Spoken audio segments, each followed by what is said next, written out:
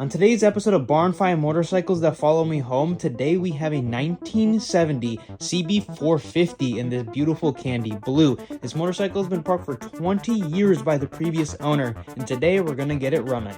My first barn find of the year. This right here is a 1970 Honda CB450 that I found a couple weeks back, and I've been itching to see if this motorcycle is going to run. And in today's video, we're going to make it run one way or another. The bike has been parked for many years. Apparently this bike ran about 20 years ago, but the owner at that point parked it. He said that he bought it for his son never rode it, and it's just been sitting, and he decided to list it for sale. Very first thing I want to do before I even try to set this motorcycle up is take the windshield and the bags immediately off.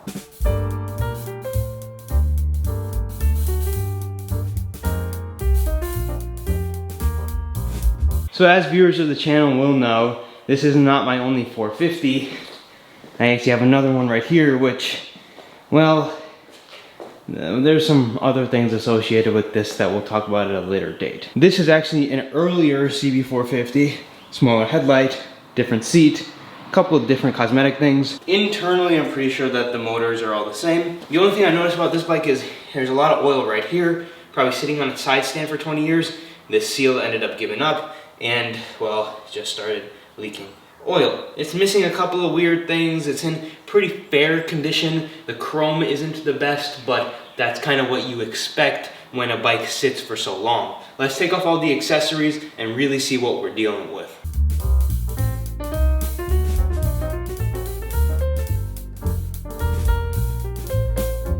If you ever buy a vintage bike with a wind jammer, windscreen, not the biggest deal in the world, people might actually look for those. But wind jammers, the full Vetter fairings, that kind of stuff, you can throw those away. No one wants them. But with a 450, with a windshield that looks like it could belong on a Harley, it just doesn't work for me. I don't know what the thought process was of getting a 450 to go across the interstate.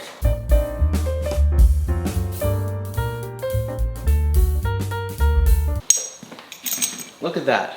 It looks so much better already. It looks like a bike now.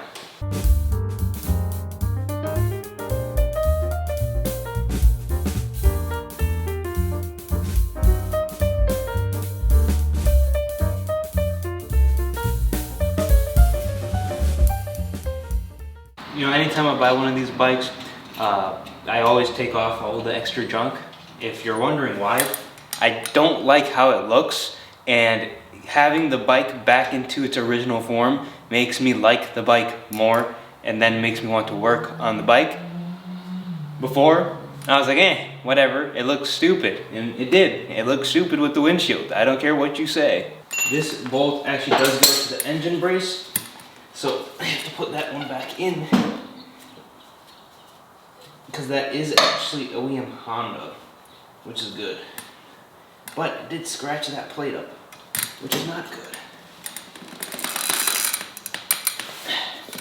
Why does a CB450 need this? Wow, it looks so much better. Now we just gotta do the rear, but we'll leave that for later. So in order to take the boxes off, these indicators have unfortunately been mounted down there. I don't know if these have wires running through them. They don't seem to have wires running through them, but there's a couple of extra wires that are all going to the indicator. So there doesn't seem to be wires going to those. I think those are just purely cosmetic, which is fine, which is good. The one thing we're going to have to do is remount the indicators, because the indicators go here. A little better explanation going to the other bike. They just mount up right there. So we're going to have to mess with wiring, and I'm not going to mess with that right now because I just don't want to. But the big thing is this big old fairing is off. The one thing I don't hate is the little luggage rack. I think the luggage rack has some character to it. So now we can get to making this bike actually run, now that the monstrosity is out of the way. The first thing I need to figure out is how to open the seat. This seat flips up, but I don't think you use the key.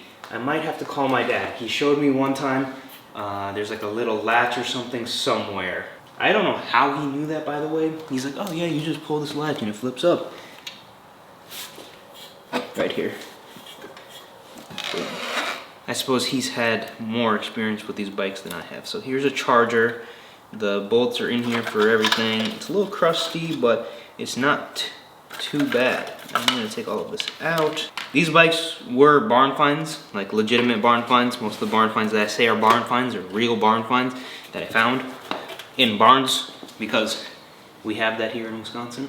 I'm gonna pull all the lines off of this and take the tank off so we can get to the carburetors. Obviously the first thing we have to do is the carbs. This throttle is seized up, so yeah, carbs. Not even gonna bother hooking it up to electricity because these things are bad. This bike is realistically in overall really nice condition. These CB450s are pretty rare. To find one in this condition for the price I got them for, I was super happy.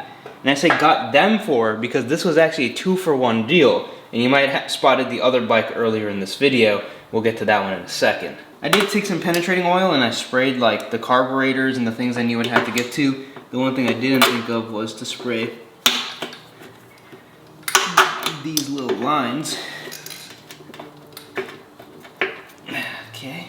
It's coming and oh my god, the color underneath is absolutely gorgeous. But I just realized that there's fuel in the tank. So it's leaking a little bit because this is the overfill. We'll do that one last. So this is in the off position. This also is, oh, it came loose. I sprayed with WD-40, that was jammed before. All of these fuel lines and everything are gonna have to be replaced. The goal with this bike is to make it into a runner. Just get it running, keep it in this original patina condition, no restoration here. And, well, I'd consider selling this one. But I couldn't say no to the deal. Whenever I see a barn find for a good price, I just know I have to have it. I think I broke this one, actually. That's no good. This was not supposed to come with it. That's the inside of that diaphragm there. I guess that's what happens when you park bikes for a long time. These lines are basically disintegrating as I'm doing this. I think those little pieces will go back in. We'll find out. Okay. Oh my god, the gas is awful.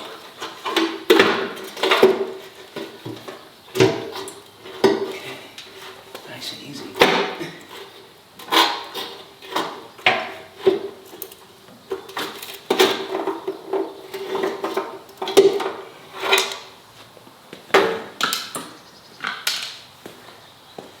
The gas is like orange. The tank condition on the inside, a little hard to see, but it's got some surface rust, but it's really not that bad. Underneath, if you take a look underneath, it's got some spots where it's starting to rust. So that's a little unfortunate, but nothing is through. The tank should hold gasoline. It just, the tank paint is really nice shape. So that really bums me out. It's a sad reality of parking a motorcycle. Don't park your bikes, ladies and gentlemen. Now I can take the carbs off. I believe there are 2 separate units that have a shared choke, and I think that's all they share.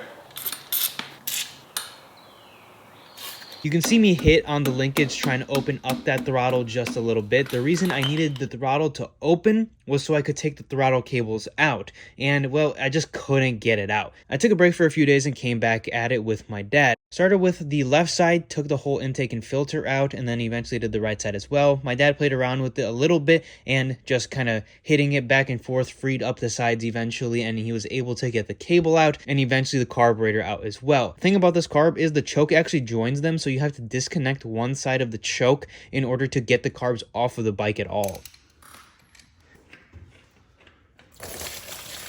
Ooh. While he was doing that, I decided to drain the oil and see how it looks, and I'm very glad that I did that because it smelled like gasoline. Now at this point, the carburetors were off the motorcycle and we could open them up and see what was going on inside. Honestly, the bowls really didn't look too bad, so we started the disassembly process of the carburetor. So that was a lot more gasoline in the oil than it should have been. I wasn't satisfied with the oil level where it was, anything like that, so I decided to drain it. and good thing I decided to drain it. Like I was saying before, this was a 2-package deal. This and the other bike were pretty rough, so I wanted to drain the oil right away before we started the bike for the first times, and then I'm going to add brand new oil to it before we even get to any further steps. Now, examining the engine oil, it's not really metallic-y or anything, which is good signs. Maybe a little bit of glitter, but nothing crazy. But this pan also wasn't the cleanest before, so there's been multiple oil changes done into the pan. But it is way more watery than it should be. So these motorcycles use what is called a centrifugal oil filter, which should live underneath this cover here. I'm gonna use 2 hands in order to do it properly. But basically it's a little cup that acts as an oil filter, so I wanna open that and see what it looks like.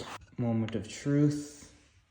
Well, it looks very bone dry in here. So technically at this point, there's these snap rings, which we pull, and then we can take this entire casing off. But the inside of the filter is right there, and honestly, it looks fairly clean. Before we go and actually start riding the bike, we'll take this whole thing out and do it properly, because most likely we'll do a little bit bigger of a flush. Getting back to the carbs, this point we're taking the jets out, and the jets, well, gasoline likes to basically become a sticky-like substance when you leave it untreated for many, many years, and that's exactly what happened here. With a little bit of heat, all of that gasoline starts to evaporate, melt, and really let go, and the jets come out a whole lot easier. As you can see here, I'm messing around with the throttle. The throttle isn't snapping back. That's what basically was creating the jam, and they weren't moving at all when I was trying to take it off. Unfortunately, there was a lot of footage of us cleaning the carburetors and ultrasonic cleaning them and all of that. I can't find any of the footage, but we did put the carburetors all back together, and here you can see the little slide that I was messing around with earlier. Greased it up, lubed it up, and it's moving super easily now. At this point, the motorcycle is close to being done. We just needed to make sure it had spark, but before that, I wanted to wash the bike so it looked a little bit better.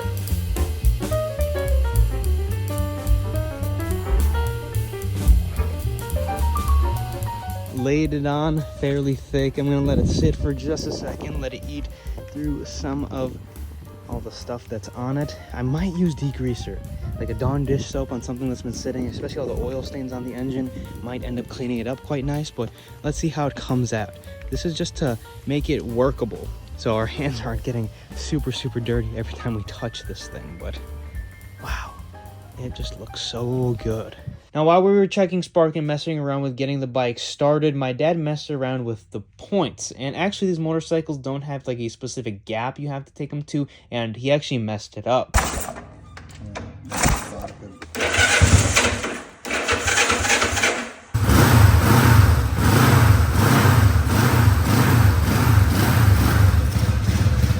The bike did start, but it was misfiring on one cylinder, and that was the cylinder that he actually messed the timing with. With these motorcycles, you have to get the timing light, time it with the timing light, and the crank on the bottom. It has all the markings on the plate at the bottom after you take that cover off, and when the light goes on, it's supposed to coordinate to where it's supposed to be on the markings. After timing it correctly, it was now time to put it all back together. Now, I know what you guys are saying. You guys have been seeing us wear these sick t-shirts all summer long, been wondering, yo, where do I get one of those? Well, they are now officially live on the VintageRacingClub.co official website. Not only are these t-shirts super sick, but they're also really high quality, because that's what we do.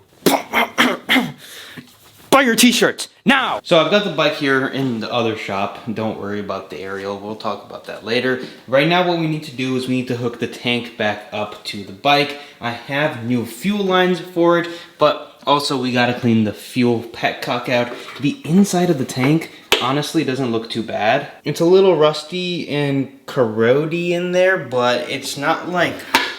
it's not super flaky or anything. There's definitely a layer of like fuel, but I think with a fuel filter, we should be more than fine.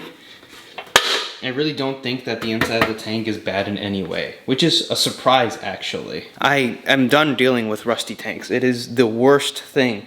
The reason my CBX isn't ready is because of the tank. So I did take the petcock off. I opened it up. It looks pretty clean inside, to be honest with you. There's this little kind of rubber piece that goes onto there as well.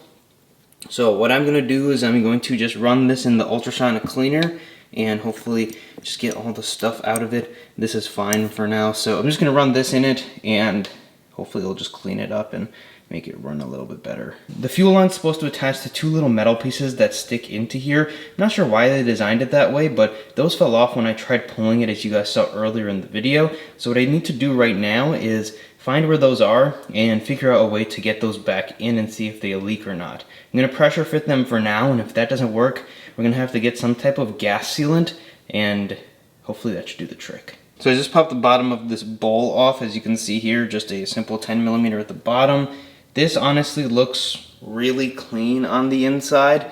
There's definitely a little bit of residue, but for how long the bike's been sitting allegedly, it's fairly clean. So I think we're gonna be okay. All right, so here goes nothing. The thing I am worried about is this kink here is a little too harsh, and also this seems a little loose, but hey, only one way to see. We'll put a little gas in it. I got new line there, and this will probably get a new line. I'll take it all off. Shouldn't be that hard. Just, you know, it was already there. But I think if I just chopped it a little bit shorter, I think it's either too short or too long. One of the two. You know, I think if I chopped it, it wouldn't work. I think I need to route a different way. I gotta see where the routing actually is supposed to go. It should still get a little bit of gas like this.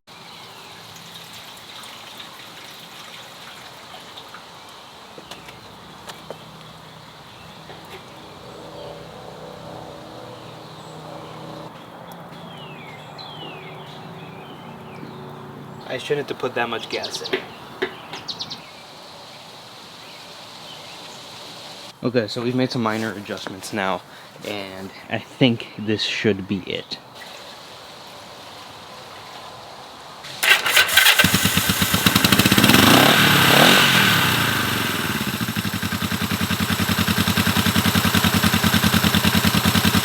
And just like that, we're running off of its own tank. I don't have a proper battery for a 450 somehow. That's why I had to hook it up like that, otherwise it's all working.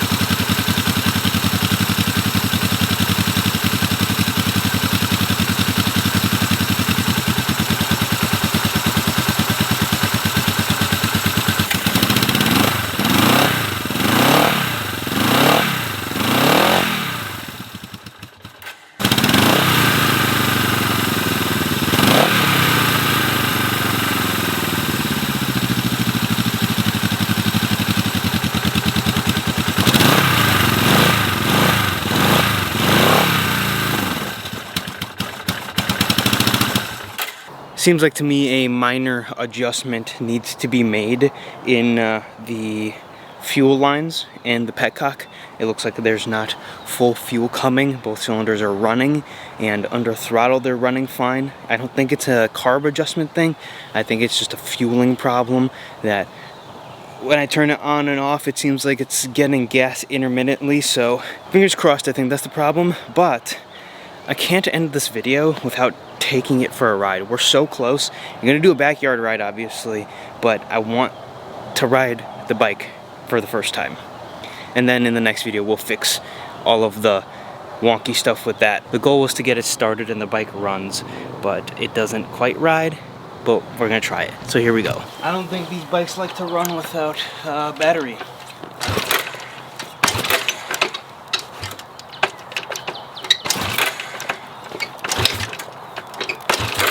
I found a battery.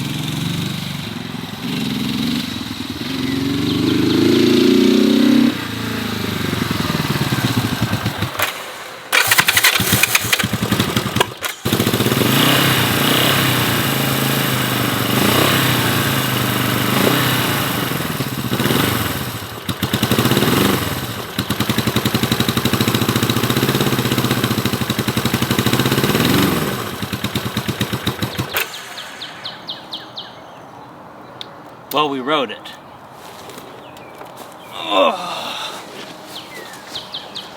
So, it's been quite the journey with this bike throughout the last couple of weeks. Obviously, we've had some failures that we didn't anticipate that kind of threw a wrench in the works as far as the other projects. This bike I just picked up on a whim. Like I said, I just saw this and another bike for sale, and I said, you know what, for the price, what could go wrong? Seems like the bike needs something, whether it's burning a little bit of oil, whether it's just kind of clearing itself out still. I would lean towards it's kind of just clearing out all the junk that's built up in the motor, in the pipes. I think it's fine, but it seems like it's bogging down. Now, why is it bogging down is the question. It has to be a fuel thing, whether the carburetors are out of sync and it doesn't want to rev up happily. I don't know what it is. The second it went into gear, the bike didn't want to act accordingly. The second you have the clutch in, you're revving it, you're free revving it, the bike wants to rev up fine. But the second you clutch in, put it in gear, and you're in gear, it's very sporadic. Sometimes you have power, sometimes you don't. Do I still want to lean towards that it's a fueling thing and it's not getting enough fuel into the carburetors?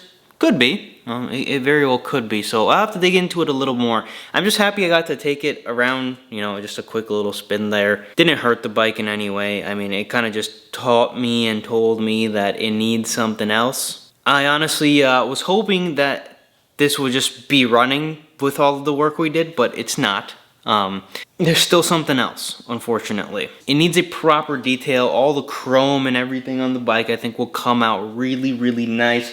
The only other thing that it needs, other than just trying to get it back up and running and the bike just have a really good polish, is the front brake. So we'll be cleaning the bike, front brake, and diving into what could be this bogging situation. I'll see what my dad's opinion on it is. We'll change the oil once again. I'll double check and see whether gasoline is dumping into the engine like it was before. I think it was just sitting with the gas in the system and eventually ended up at the bottom there.